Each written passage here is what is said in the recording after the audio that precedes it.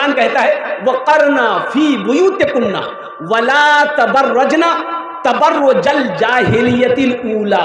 अल्लाह कहता है औरतों तुम घरों में बैठी रहो, अय्याम जाहिलियत की औरतों की तरह बनाओ श्रृंगार करके, बाजारों में मत घूमो, घरों में बैठी रहो। अपने औरतों को, अपनी बेटियों को साथ ही साथ मैं कहना चाहता हूं कि पर्दे की अहमियत बताएं, पर्दा करना सिखाएं, ताकि अल्हम्दुलिल्लाह एक बात और याद रखना, हम हर पैगाम हर बेटी को, हिंदुस्तान नहीं पूरी दुनिया की हर औरत को, चाहे वो किसी भी मजहब के मानने वाली हो, सबको यही पैगाम देना चाहते हैं कि पर्दे में औरत का माने ही पर्दा है। औरत का माने क्या है? औरत का मीनिंग, इसका अर्थ, औरत का मीनिंग, इसका अर्थ है पर्दा, छुपाने वाली चीज, छुपाने वाली चीज। औरत छुपाने वाली चीज है, इसको पर्दे में रखो, इसको पर्दे में रखो। और सुनो, हदीसों के अंदर में आता है जब कोई एक औरत बनाओ श्रृंगार करके घर से अकेली बाहर निकलती है तो दूसरा उसके साथ में शैतान होता है, शैतान होता है।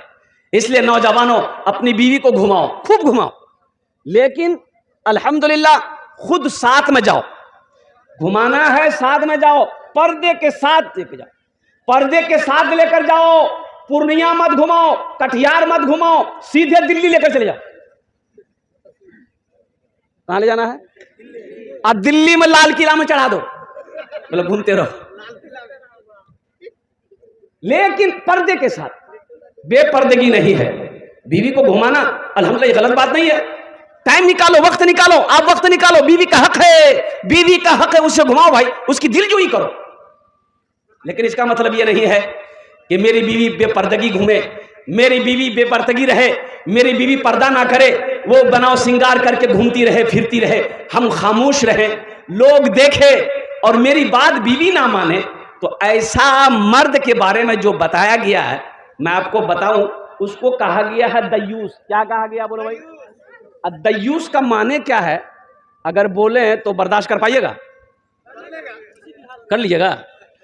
दयूस कहते हैं, अब क्या बोले हम,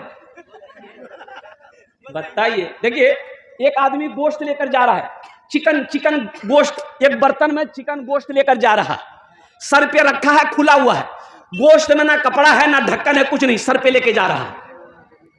अच्छा, दूसरा आदमी वो भी चिकन लेके जा रहा है, गोश्त लेके जा रहा है बर्तन में, लेकिन उस गोश्त के ऊपर में कपड़ा रखा हुआ है, चादर ढकी हुई है।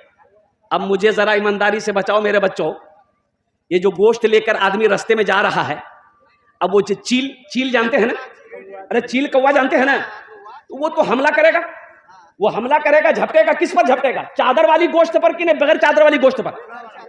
खुला वाले पर। जो गोश्त खुला है उस पर वो झपटेगा, गोश्त की बोटी को उठा के ले उड़ेगा, लेकिन जिस पर चादर ढकी है उस पर उसकी नजर नहीं पड़ेगी, वो नहीं झपटेगा। इसी तरीके से औरत पर्दे की चीज है, पर्दे में जब तक है वो महफूज है, जैसे ही वो पर्दे से निकली वो फिर उसकी ना कोई वारंटी है ना कोई गारंटी है, पता नहीं। अल्हम्दुलिल्लाह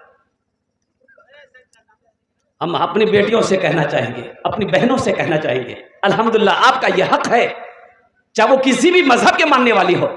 अब बताया गया कि सीता जी अल्लाह अकबर, सीता जी के बारे में बताया गया कि उनका देवर सीता जी को नहीं देख पाया था, सीता जी के चेहरे को उनका देवर नहीं देख पाया था।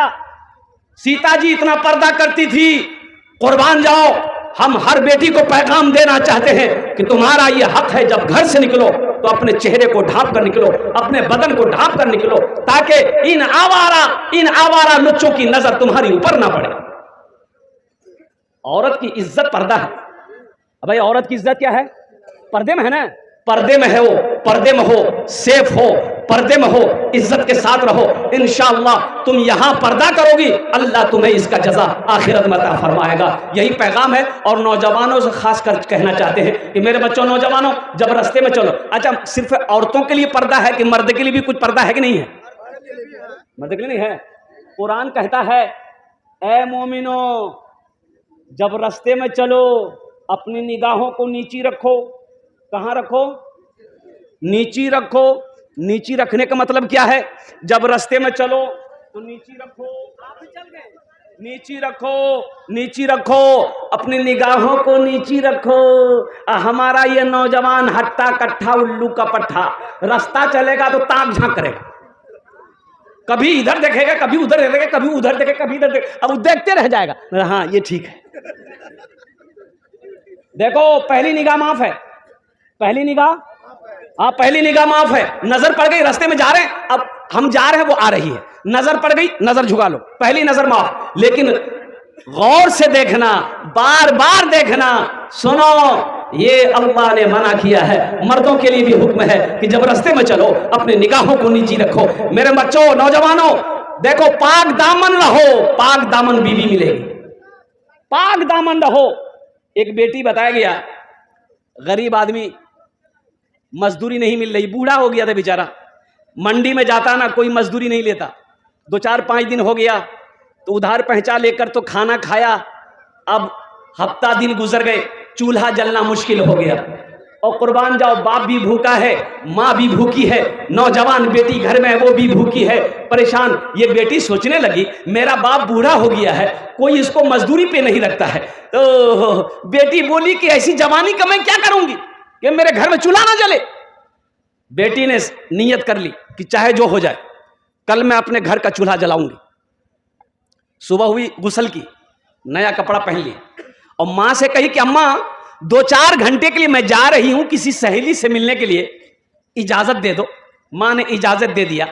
वो लड़की जाकर बस यूं समझ लो कि चौराहे पे, बाजार के चौराहे पे जाके खड़ी हो गई कि कोई नौजवान आएगा, कोई दिलफेक आशिक आएगा, मेरे हुस्न जमाल को देखेगा, मेरी खूबसूरती को देखेगा, मेरी जवानी को देखेगा, गुनाहों का दावत देगा, तो कुछ पैसे मिलेंगे, मैं गुनाह कर लूंगी ताकि मेरे घर का चूल्हा जल जाए।